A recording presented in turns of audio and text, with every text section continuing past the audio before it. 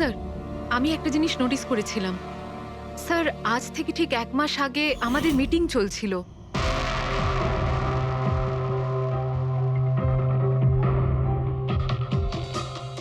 Sir, কি ব্যাপার? ভেতরে এসো। ঠিক আছে, তুমি যাও।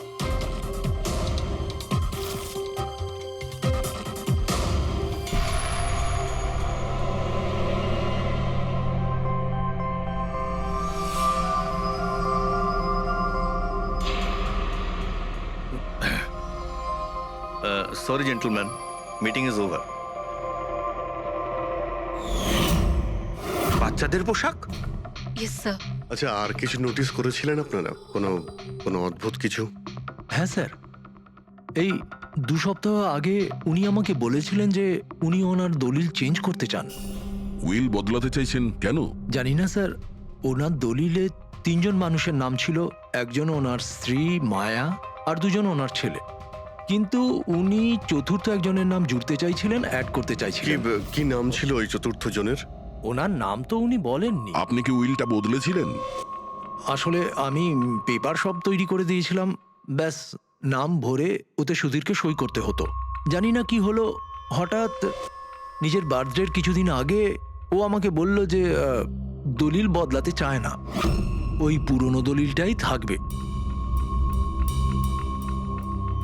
ঠিক আছে, এই চতুর্থ ব্যক্তি আবার কোথা থেকে এলো, যার নাম সুধীরবাবু নিজের উইলে ইনক্লুড করতে চেয়েছিলেন? সুধীরজির মৃত্যুর এই চতুর্থ জনের সঙ্গে কোনো কানেকশন থাকতে পারে। আমার তো এটাই কিছুতে মাথায় ঢুকছে না। বাচ্চাদের পোশাক কেউ কাউকে কেন পাঠাতে যাবে? বাচ্চাদের জামা কাপড় পাঠানো হয়েছিল, তাহলে ওই এনভেলপটা কোথায় গেল? সুধীরবাবুর রুমটা তো আমরা ভালো করে চেক করেছি, ওখানে তো কিছুই পাইনি আমরা। বাড়িতে নয় তো অফিসে?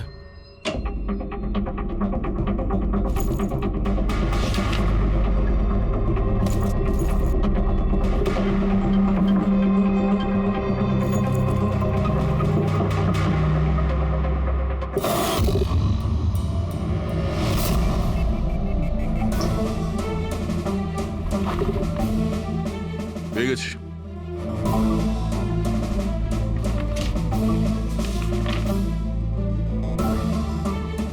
আরে, এতে তো দেখছি কোনো পোস্টাল স্ট্যাম্প বা যে পাঠিয়েছে তার নামই নেই।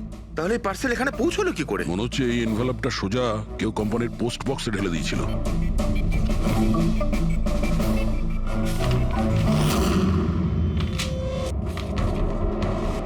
এই এনভেলপটা ডক্টর সালুকের কাছে পাঠিয়ে দিই, উনি হয়তো কিছু পেতে পারেন। ঠিক আছে। আচ্ছা, এই জাহ্নবী বলছিল যে এই পার্সেলটা দেখে মিস্টার সুধীর একদম চমকে গিয়েছিলেন। হতে পারে কোনো পুরনো স্মৃতি জেগে উঠেছিল। আর তারপর উনি কাউকে কলও করেছিলেন হয়তো।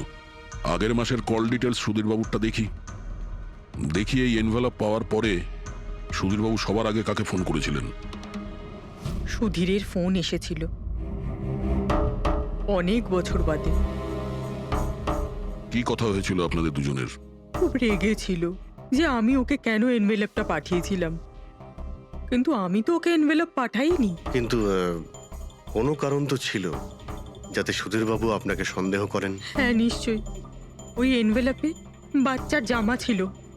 ওর মনে হয়েছিল ওটা সেই জামাটাই যেটা আমি আর সুধীর আমাদের সন্তানের জন্য কিনেছিলাম। আমাদের বাচ্চার জন্য? আমার আর সুধীরের সন্তান। 30 বছর আগে আমি আরকে ওয়েবস কোম্পানিতে অ্যাকাউন্ট ডিপার্টমেন্টে কাজ করতাম। সুধীরের বাবা সেটার মালিক ছিল। ওখানেই সুধীর আর আমার সম্পর্ক হয়েছিল। আর কিছু বোঝার আগেই আমি বুঝতে পারি যে আমি সুধীরের সন্তানের মা হতে চলেছি। তো আপনাদের দুজনের বিয়ে হয়নি? না, হয়নি।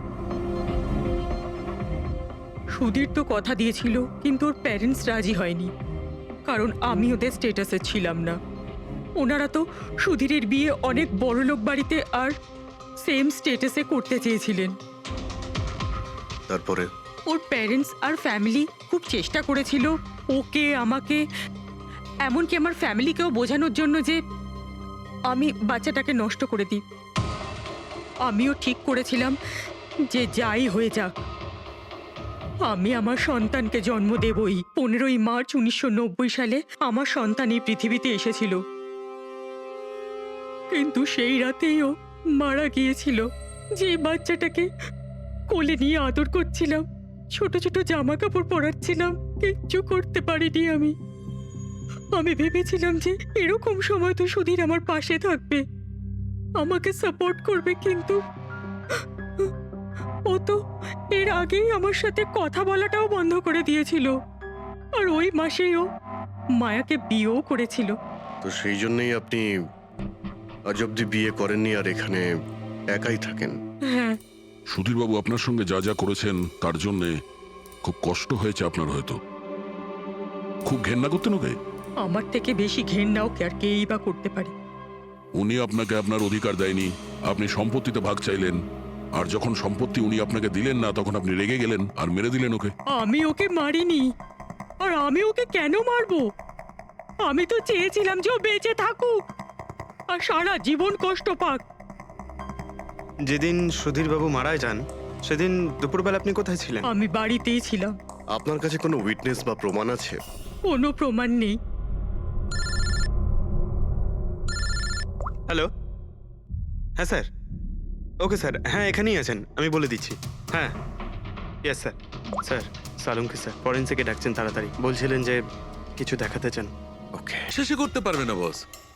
ওই এনভেলপটাকে যখন আমি ভালো করে পরীক্ষা করলাম তাতে কোনো ফিঙ্গারপ্রিন্ট তো পাইনি, কিন্তু ওই এনভেলপ থেকে আমি ডিএনএর জন্য স্যাম্পল পেয়ে গেছি। যে ওই চিঠিটা পাঠিয়েছে সে মনে হয় মুখ দিয়ে থুতু সাহায্যে ওটাকে সেঁটে দিয়েছে। আর এইভাবে ওই এনভেলপ থেকে আমি স্যালাইভা স্যাম্পল পেয়ে গেছি, যার থেকে ডিএনএ টেস্ট করতে পারবো। কিন্তু ডক্টর, ডিএনএ টেস্টিং এতে তো 4 থেকে 6 সপ্তাহ লাগবে। হ্যাঁ, আর আমি 5 দিনের জন্য যাচ্ছি দিল্লি এক কনফারেন্সে, কিন্তু তার আগে আমি কিছু প্রাইমারি টেস্ট করিয়ে নিয়েছি। তো স্যার আপনি এই টেস্ট থেকে কি পেলেন? এই টেস্ট থেকে আমি জানতে পেরেছি যে এটা যার ডিএনএ হোক না কেন তার ডিএনএ সুধীরবাবুর ডিএনএ এর সঙ্গে ম্যাচ করছে। কি?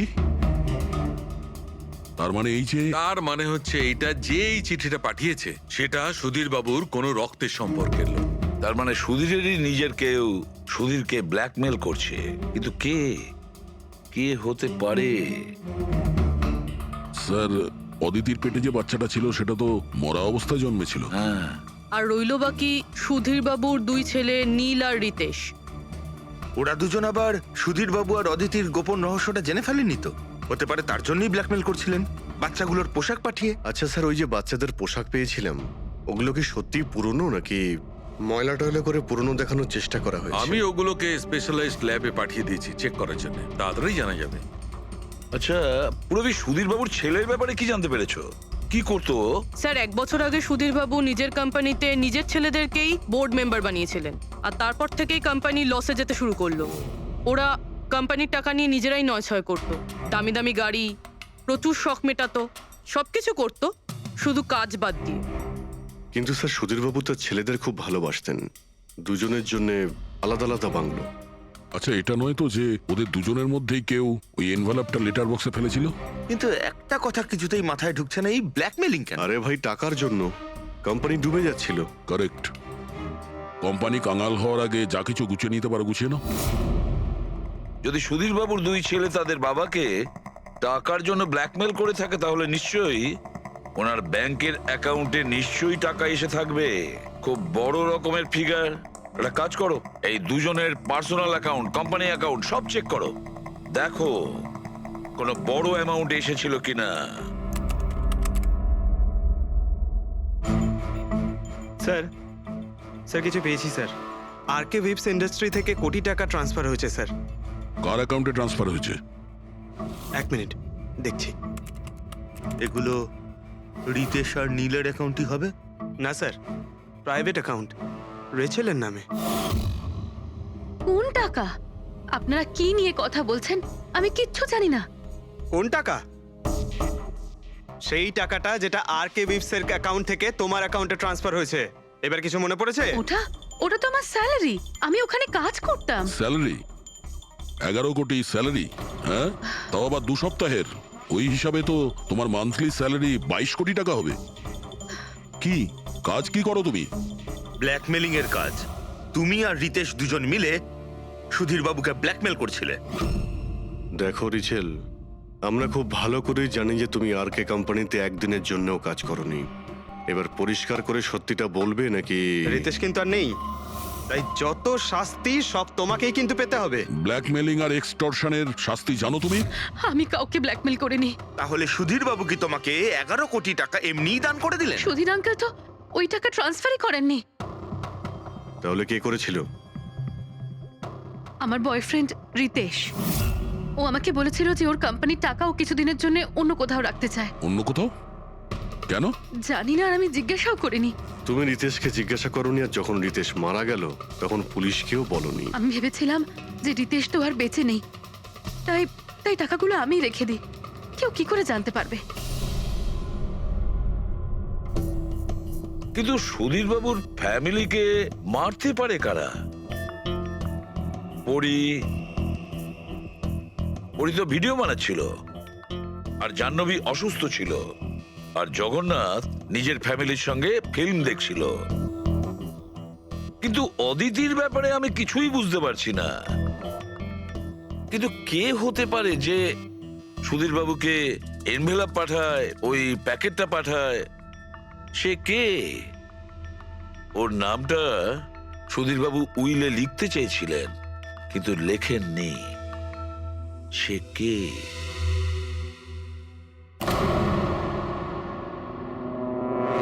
প্রেমের দ্বিতীয় কেকটা কোথা থেকে আসলো? হ্যাঁ স্যার, এখানে দুটো কেক। সেটাই তো, যখন বার্থডে ছিল সুধীর বাবু তার নিজের ফ্যামিলির সঙ্গে, ছোট কেকটা কেন কাটতে যাবে যেখানে এত বড় কেকটা রয়েছে এর সামনে? স্যার, যাতে ও রাতে পার্টিতে বড় কেক খেতে পারে। আরে ভাই, সুধীর বাবু কি 18 বছরের বাচ্চা ছিল নাকি যে নিজের বার্থডেতে দুটো কেকের অর্ডার দেবে? স্যার, হতে পারে এই কেকটা ওনাকে কেউ গিফট করেছে, এই কিন্তু বাদামওয়ালা সেটা কেক। তো বক্সে নিয়ে আসবে, আর তার উপরে কেক শপের নামটাও লেখা থাকবে। না স্যার, ওখানে তো আমরা কোনো বক্স পাইনি। ছিল না? হতে পারে কেউ এই কেকটা বাড়িতে বানিয়েছে। সেই জন্যই আমরা ওখানে বক্স পাইনি। কিন্তু এই আমন্ড দেওয়া কেক পাঠালোটাকে? স্যার, হ্যাঁ, স্যার আমি জাহ্নবীর সোশ্যাল প্রোফাইল চেক করছিলাম। স্যার, এখানে ওর অনেক অনেক ছবি আছে যেখানে ও কেক আর পেস্ট্রি বেক করছিল। বেকিং ও খুব পছন্দ করে। হ্যাঁ, আমি বেকিং পছন্দ করি, তাতে কি? তো কিছু না, তুমি বাদামওয়ালা কেক বানিয়েছিলে না সুধীর বাবুর জন্য? আমি যখন জানি যে ওনার বাদামে অ্যালার্জি, তাহলে আমি ওনার জন্য বাদাম কেক কেন বানাবো? কারণ তুমি চাইছিলে যে উনি কেকটা না খান, যদি খেতে অজ্ঞান হয়ে যেত না। আর তুমি চাইতে যখন তুমি ওকে মারবে তখন যেন ওর জ্ঞান থাকে, কষ্ট পায় তোমার সামনে, প্রাণ ভিক্ষা করে, তাই না? আরে আমি সুধীর আঙ্কেলকে কেন মারবো? তুমি কেকের মধ্যে সেনেটিভ মেশাওনি রিতেশ, নীল আর মায়াকে মারার জন্য? আপনারা এইসব কি বলছেন বলুন তো? ব্যাস ব্যাস, অনেক হয়েছে। তুমি বলেছিলে না যে ওই দিন তুমি অসুস্থ ছিলে আর বাড়িতে ছিলে? কোথাও তুমি যাওনি। তুমি পার্টিতে কিভাবে গিয়েছিলে কিনা পার্টিতে? আমি সত্যি 2-3টে পর্যন্ত ঘুমিয়েছিলাম। তারপর ঘুম থেকে ওঠার পর আমার মনে হলো যে আমি একটু বেটার ফিল করছি, আর তাই আমি পার্টিতে চলে যাই। এতে আমার কি অন্যায়? তুমি যদি রাত 2টো থেকে 3টে অবধি সত্যিই ঘুমিয়েছিলে, তাহলে 2:30টার সময় যখন সুধীর বাবু মারা যান, তখন তোমার মোবাইল ওনার ঘরের সামনে গেল কি করে? দেখো জাহ্নবী, মিথ্যে বলে কোনো লাভ নেই। আমরা তোমার মোবাইলের রেকর্ড চেক করে দেখেছি। যে সময় সুধীর বাবু মারা যান সেই সময় তোমার ফোনের লোকেশন ওনার বাড়ির কাছেই ছিল। এবার সত্যি বলবে নাকি আরো টাইম ওয়েস্ট করতে চাও? আমি আর নীল একে অপরকে ভালোবাসতাম। আমরা ভেবেছিলাম যে নীলের বাবার বার্থডে আমাদের কাছে একটা ভালো সুযোগ ছিল ওনাকে আমাদের ব্যাপারটা বলার, আর সেই জন্যই আমি ওখানে যাই।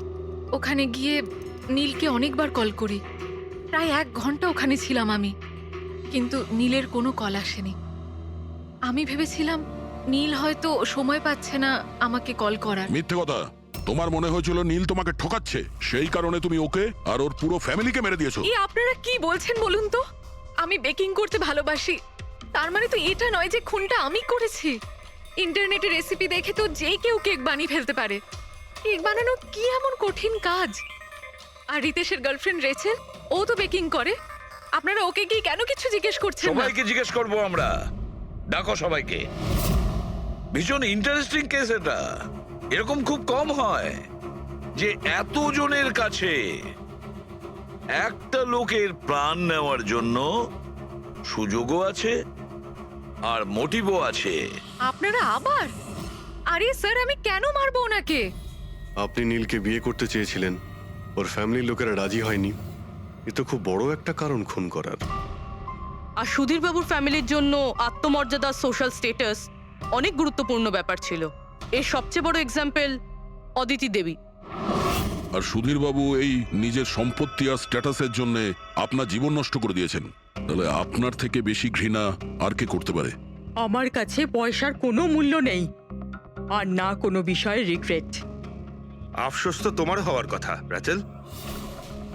এখানে তো 5,000 টাকার জন্য মানুষ মানুষকে খুন করে, আর তুমি তো বসে বসে 11 কোটি টাকা পেয়েছো। আর আপনি, আপনার হাতে তো সুধীর বাবু তার লাইফের রিমোট কন্ট্রোল দিয়ে দিয়েছিল। আপনি সবই জানতেন ওনার ব্যাপারে, এটাও জানতেন যে উনি ওনার গানটা কোথায় রাখেন। দেখুন, আপনাদের যা ইচ্ছে বলতে পারেন। আমি আপনাকে আগেও বলেছিলাম যে আমি সেদিন ঘরে ভিডিও ব্লগ বানাচ্ছিলাম, চাইলে আমার ফোনও চেক করতে পারেন। হ্যাঁ হ্যাঁ, নিশ্চয়ই। ওই দেখি, জানা তো যাবে কিভাবে ভিডিও ব্লগ বানানো যায়।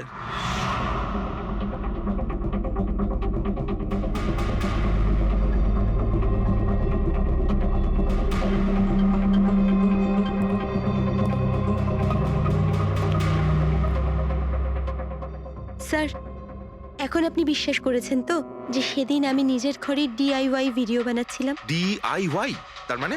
Do it yourself. স্যার, আমি প্রত্যেকদিন নিজের ইন্টারনেট চ্যানেলে মানুষদের দৈনন্দিন কাজের ইজি পদ্ধতি দেখাই। Do it yourself.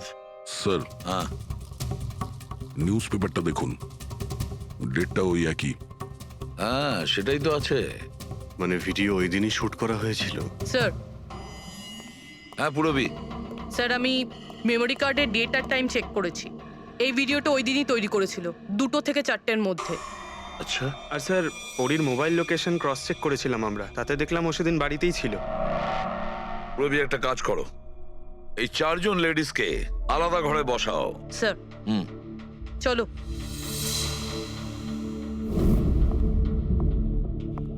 স্যার, কি ভাবছেন আপনি? সমস্ত প্রমাণ তোর পক্ষেই দেখছি। এই কেসটা তো আমি অন্ধকারে ডুবে যেতে দেখছি। ঠিক একটা কথা তো পরিষ্কার, যখন অন্ধকার হয় তখন কোনো ছায়া পড়ে না। কিন্তু আমার মনে হয় এই পুরো কেসটাই ছায়ারই খেলা। সানডাইল জানো তো? সানডাইল এই জিনিসটা আসলে সূর্যের আলো কোন দিকে যায় সেই অনুযায়ী টাইমটা দেখায়। হ্যাঁ, সানডাইল এমন একটা জিনিস যেটা থেকে আমরা আকাশের সূর্যের পজিশনটা বুঝতে পারি, যেটা থেকে আমরা সময়টা আন্দাজ করতে পারি। এবার দেখো, আমাদের পৃথিবী ঘুরতে থাকে আর সেই জন্য সূর্যের অ্যাঙ্গেলটাও বদলে যায়, যেটার কারণে সানডাইলে ছায়ার পজিশনটা বদলাতে থাকে। এটা তো মাথায় ঢুকে গেছে স্যার, কিন্তু এটার এই কেসটার সাথে কি সম্পর্ক বলুন এর তো? সঙ্গে সম্পর্ক আছে ফেডরিক। পরি,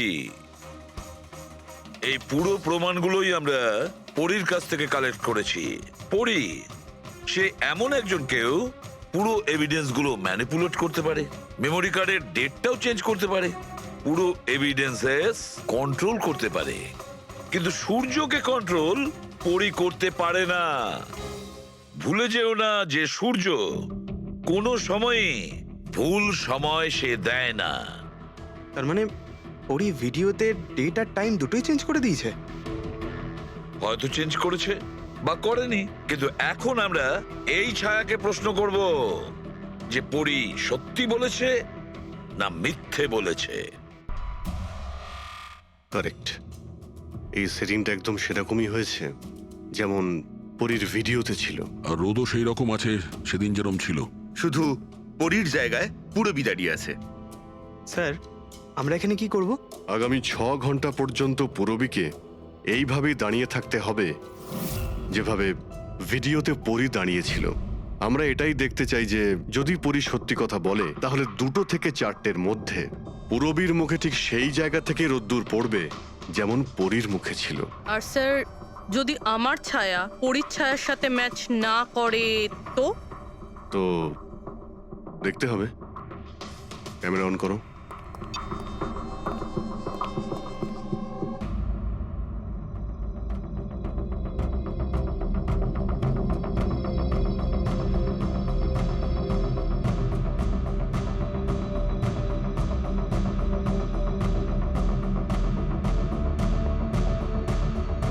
চলো, গুড।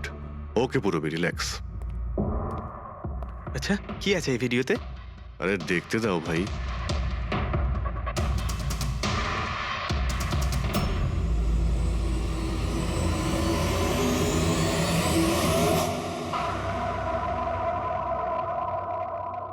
তো সকাল 11টা থেকে 1টার মধ্যে তুমি ওই ভিডিওটা রেকর্ড করেছিলে। আর তুমি খুব চালাকির সাথে ভিডিও ডেট আর টাইম চেঞ্জ করে দিয়েছো। মেমোরি কার্ডের ডেট আর টাইম বদলে দিয়েছিলে, নিজের মোবাইল ফোনটা বাড়িতে রেখে দিয়েছিলে যাতে আমরা ওখানকার লোকেশন পাই। তুমি কি মনে করেছিলে এসব করার ফলে আমরা বোকা হয়ে যাব? হ্যাঁ, না তুমি আমাদেরকে বোকা বানাতে পারলে, না আকাশে ওঠা সূর্যকে।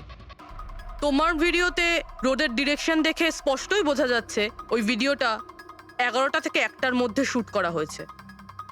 চেষ্টাটা ভালোই করেছিলেন, কিন্তু রিসার্চ ওয়ার্কটা একটু দরকার ছিল। পরি, তোমার ব্যাপারে আমরা সব কিছু জেনে গেছি।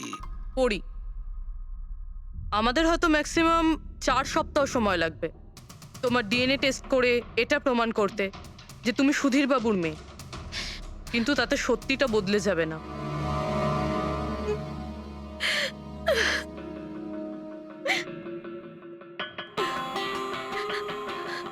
আমি ওনাকে মারতে চাইতাম না, একদমই মারতে চাইতাম না ওনাকে।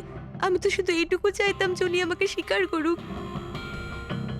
ছোট থেকে এখনো অবধি আমি অনাথ আশ্রমে বড় হয়েছি, তার জন্য একটা ফ্যামিলি চাইতাম আমি।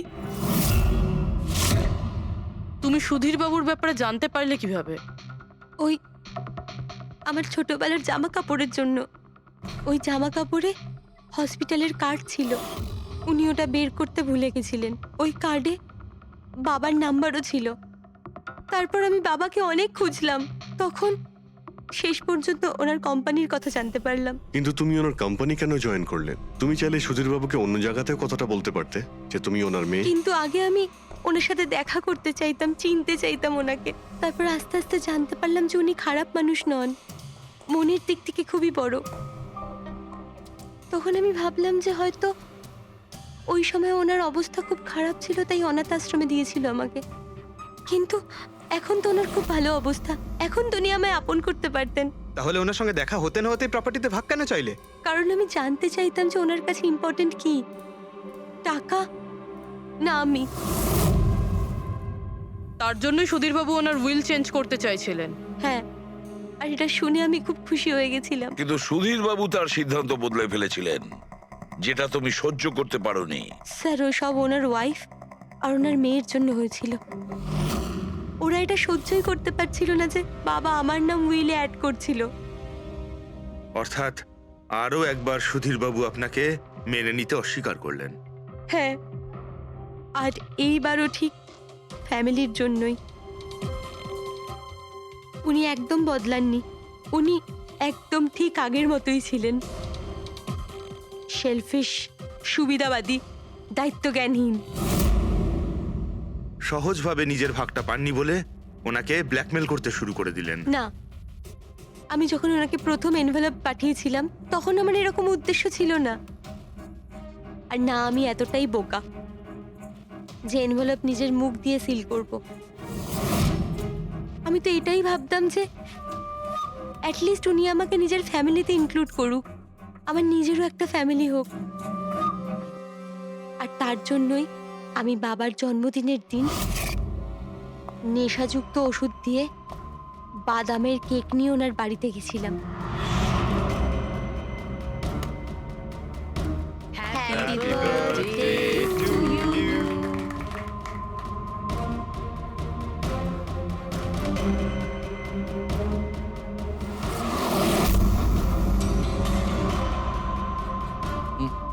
আমার অ্যালার্জি আছে।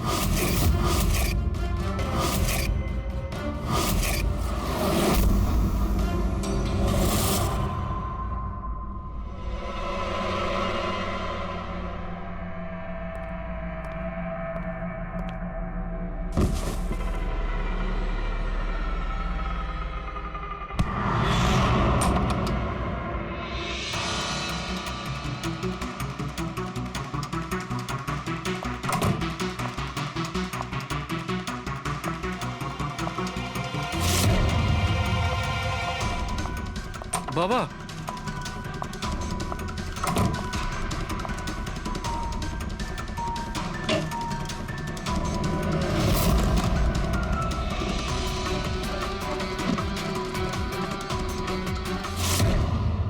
তুমি সুধীরবাবুর পুরো ফ্যামিলিকে মারতে চেয়েছিলে না? তোমার লক্ষ্য পূরণ হয়েছে। এবার তোমার সঙ্গে ওনার ফ্যামিলির লাস্ট মেম্বারও শেষ হয়ে যাবে। জেল যাওয়ার আগে আমরা তোমার সঙ্গে কারোর সঙ্গে দেখা করিয়ে দিতে চাই।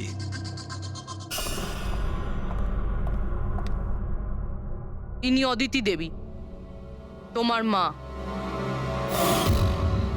মা, আপনাকে মিথ্যে বলা হয়েছিল যে আপনার সন্তান মৃত জন্ম নিয়েছিল।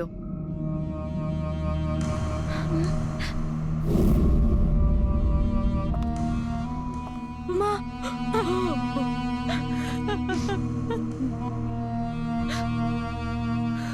ওরই সুধীর বাবু আর তার ফ্যামিলিকে শেষ করে দিয়েছে। আমরা দুঃখিত, আপনারা দুজন আবার বিচ্ছিন্ন হয়ে যাচ্ছেন।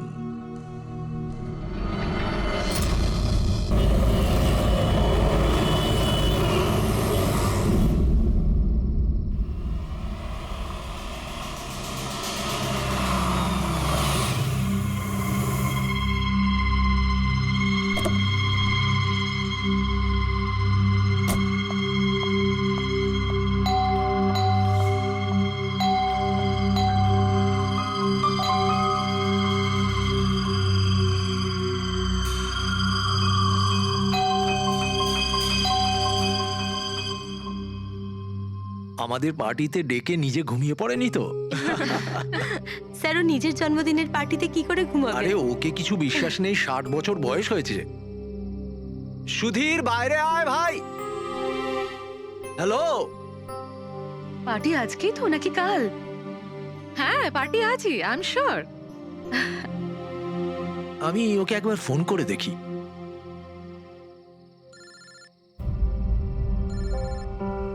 ভেতর থেকেই তো রিং শোনা যাচ্ছে, তাহলে কেউ গেট খুলছে না কেন? তাহলে ভিতর থেকে কেউ দরজা কেন খুলছে না? আমি বললাম না 60 বছর বয়স, এখনো বাচ্চা আছে। Sudhir,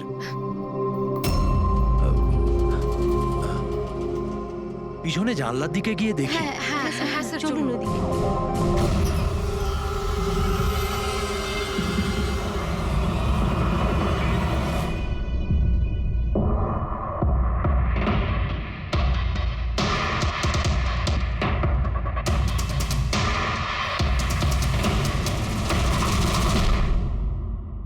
emergency medical card.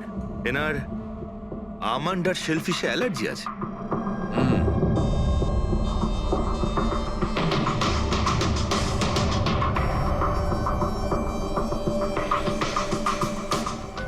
Sir, কেকটাও পুরো খাওয়া হয়নি। এই দেখুন, মনে হচ্ছে কেক কাটার কিছুক্ষণের মধ্যেই এরা সবাই মারা গিয়েছেন।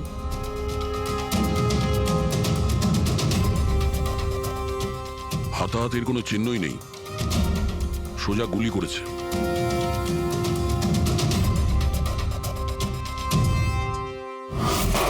এইভাবেই গুলি চালিয়েছে।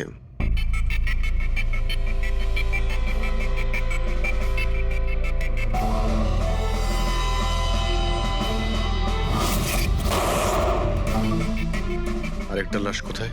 ভেতরে আছে স্যার।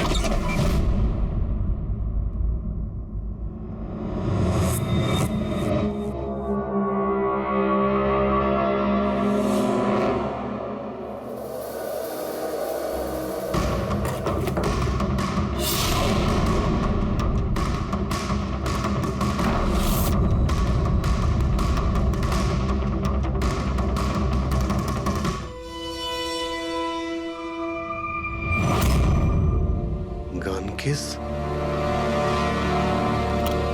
কিন্তু এ তো পুরো খালি।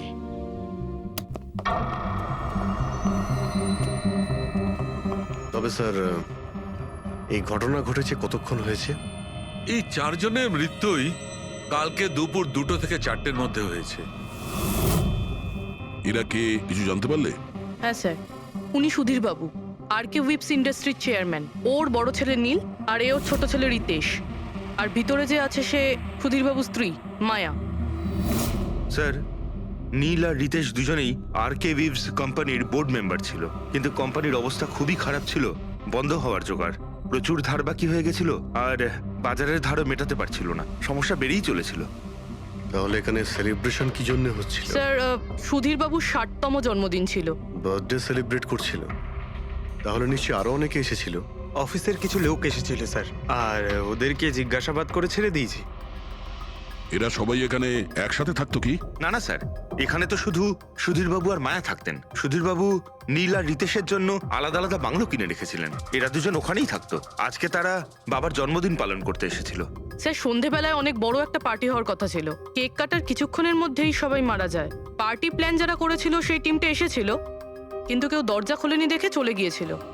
বস, আমার মনে হচ্ছে না যে কেউ বাইরে থেকে এসেছিল। যা কিছু ঘটেছে এই 4 জনের মধ্যেই ঘটেছে। কিন্তু বাড়িতে তো কোনো চাকর অবশ্যই থাকবে। আছে তো, চাকর আছে তো, কিন্তু তারা গ্রামে গেছে। সুধীরবাবু শুধু আজকের জন্য একজন সার্ভেন্ট হায়ার করেছিলেন, সে কাল সকালে কাজ করে গেছিল, আর পার্টি শেষ হওয়ার পরে আজকে এসে পরিষ্কার করার কথা ছিল। পার্টি শেষ হওয়ার আগেই সবকিছু শেষ হয়ে গেছে। মনে তো হচ্ছে এটা মার্ডারই। সরি ডক্টর সালুকে, আমার এটা মনে হচ্ছে যে এই 4 জন ছাড়াও এখানে আরো একজন ছিল, যে বাইরে থেকে ভেতরে এসেছিল। একটু মন দিয়ে দেখো, এখানে কোনো হাতাহাতির কোনো চিহ্ন নেই, আর প্রত্যেকটা জিনিস নিজের জায়গাতেই আছে। এটা মনে হচ্ছে যে কেউ কেকের মধ্যে কিছু মিশিয়ে দিয়েছিল, যেটা খেয়ে এরা 4 জনই অজ্ঞান হয়ে গেছিল। তারপরে ওই 5 নম্বর লোকটা বাড়ির মধ্যে ঢুকলো, এসে সবাইকে গুলি করে দিল। এটা বস 100% মার্ডার। মার্ডার আর সুইসাইডও। আচ্ছা, তোমরা তো নিশ্চিতভাবে কি করে বলছো? স্যার এই দেখুন, বাকি 3টে লাশের কাছে স্ট্রাগলের কোনো চিহ্ন মাত্র নেই, শুধুমাত্র সুধীরবাবু ছাড়া। এনার পা ভাঁজ হয়ে রয়েছে, অনেকটা ব্লাডও বেরিয়েছে। আমার মনে হয় যখন ওনার গুলি লাগে তখন উনি বেঁচে ছিলেন। যদি উনিও কেক খেয়ে বাকিদের মতো অজ্ঞান হয়ে থাকতেন, তাহলে ওদের মতোই পড়ে থাকতেন। ইনি প্রথমে 3 জনকে গুলি করেন আর তারপর সুইসাইড করেন, এরকম মনে হচ্ছে। যদি এটাই হয়তো, তাহলে যে বন্দুক দিয়ে গুলি করা হয়েছিল সেটা কোথায়? সেটা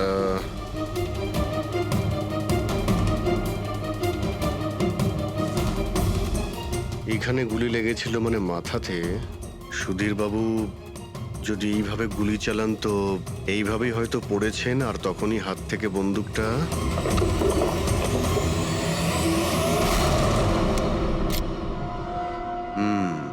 এই হলো বন্দুক। স্যার এই দেখুন, রিতেশের ফোনটা পেলাম। স্যার ও কেক কাটার কিছুক্ষণ পরেই নিজের সোশ্যাল পেজে এই সেলফিটা পোস্ট করেছে। বলছিলাম না, এখানে পঞ্চম ব্যক্তি থাকতেই পারে না। কিন্তু বুঝতে পারছি না কেন, আমার এখনো সন্দেহ আছে। দেখুন, সন্দেহ করা তো আমাদের কাজ। একটা কাজ করে যতগুলো এভিডেন্স আছে, যতগুলো জিনিস আছে, সব বিউরোতে নিয়ে যাই, দেখি এসিপি স্যার কি বলেন। গোলমাল মনে হচ্ছে। বস, আমি ওদের পেটের মধ্যে কেকের টুকরো পেয়েছি, ওই যে কেক ওরা খেয়েছিল। ওই কেকের মধ্যে সেনেটিভ মেশানো ছিল, নেশার ওষুধ। সেনেটিভ? 3 জন খেয়েছে আর অজ্ঞান হয়ে গেছে। 4 জনই? না, 3 জন। নীল, রিতেশ আর মায়া, ওদের 3 জনের পেটের মধ্যেই শুধু কেকের টুকরো পাওয়া গেছে। তার মানে সুধীরবাবু ওই কেকটা খাননি? না দয়া, সুধীর শুধু একজনই ছিল যে গুলি চলবার সময় অজ্ঞান হয়নি। কি, সুধীরবাবু নিজের জন্মদিনে এই কেক খাননি? হয়নি, কারণ ওই কেকের মধ্যে বাদাম মেশানো ছিল। কিন্তু স্যার ওনার বাড়ির লোকের তো নিশ্চয়ই জানা আছে যে ওনার বাদাম থেকে অ্যালার্জি ছিল। এক্স্যাক্টলি। তাহলে এই কেক আনলো কেন? অদ্ভুত ব্যাপার। সুধীরবাবুর বার্থডে ছিল আর কেক ওই 3 জনই খেয়েছিল। কেক 3 জনে খেয়েছিল, কিন্তু ওখান থেকে যে বন্দুকটা পাওয়া গেছে তাতে 4টে গুলি খরচ হয়েছে, যেগুলো এদের গায়ে লেগেছে। অদ্ভুত ব্যাপার যে ওর ওপর সুধীরের আঙুলের ছাপ আছে। আর ওই বন্দুকটাও তো সুধীরবাবুর নামেই রেজিস্টার করা। তো সুধীরবাবু প্রথমে ওই 3 জনকে গুলি করে আর তারপর নিজে সুইসাইড করে, কিন্তু কেন? ঝামেলা এড়ানোর জন্য। ব্যবসা ডুবে যাচ্ছে, ধার দেনা বেড়ে যাচ্ছে, এই জন্য নিজের সঙ্গে পুরো ফ্যামিলিটাকেই মেরে ফেলে। আর কি কারণ হতে পারে? হ্যাঁ স্যার, তাই তো মনে হচ্ছে। সুধীরবাবু ইচ্ছে করেই ওই বাদামওয়ালা কেক নিয়ে এসেছিল যাতে ওনাকে না খেতে হয়, আর উনি সেনেটিভ মিশিয়ে ওই কেকটা সবাইকে খাইয়ে দেন। আর অজ্ঞান হওয়ার পরে তাদের মেরে ফেলে নিজেও আত্মহত্যা করেন। রবি, ওই রিতেশ যেটা ফটো আপলোড করেছিল না নেটে, সেটা একটু খোলো তো। কটার সময় তুলেছিল এই ফটোটা? স্যার 2:05 আর আপলোড করেছিল? স্যার 2:07 সালুকে একটা কথা বলো, কেক খাওয়ার কতক্ষণ পরে ওরা অজ্ঞান হয়েছিল? 20 থেকে 25 মিনিট। মানে 2:30 না 2:35? আমার মনে হয় ওরা সবাই ওই সময়ই মারা গিয়েছিল, 2:30 থেকে 2:45-এর মধ্যে। মানে সবকিছু ঘটেছে ওই 40 মিনিটের ভেতরেই। 1 মিনিট, ওই দেখো, ওই ছায়াটা কার? ওই শ্যাডো?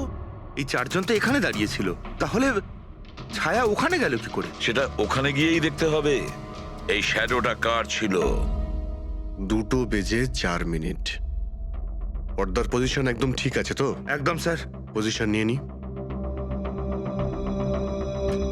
রেডি? 2:05 ইয়া। আরে এখানে তো কোনো ছায়া দেখতে পাচ্ছি না। তাহলে ওখানে ছায়া কোথা থেকে এলো?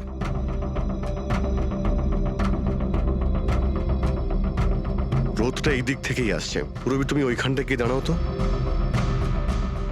ইয়া, ব্যাস।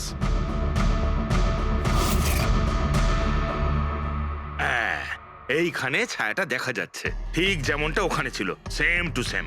আমি ঠিকই বলেছিলাম, এখানে কোনো 5 নম্বর লোক ছিল। আর সে ওখানেই দাঁড়িয়েছিল যেখানে আমি দাঁড়িয়েছিলাম। এই সেই লোকটাই হবে যে সুধীরবাবু আর তার পরিবারকে মেরেছে। আর সে আমাদের অলমোস্ট ধোকা দিয়ে দিয়েছিল যে এটা মার্ডার কাম সুইসাইড। আর ওর ছায়াই ওকে ধোকা দিয়ে দিয়েছে। কিন্তু স্যার আমরা এই ছায়ার মাধ্যমে খুনি অবধি পৌঁছবো কি করে? খুনির মেন টার্গেট ছিল সুধীর বাবু, আর সে ওই সময় ওখানেই দাঁড়িয়েছিল। নিশ্চয়ই চেনা জানাই কেউ হবে। কারেক্ট। খোঁজ নিয়ে দেখো সুধীরবাবু পার্টিতে কাদের কাদের ডেকেছে।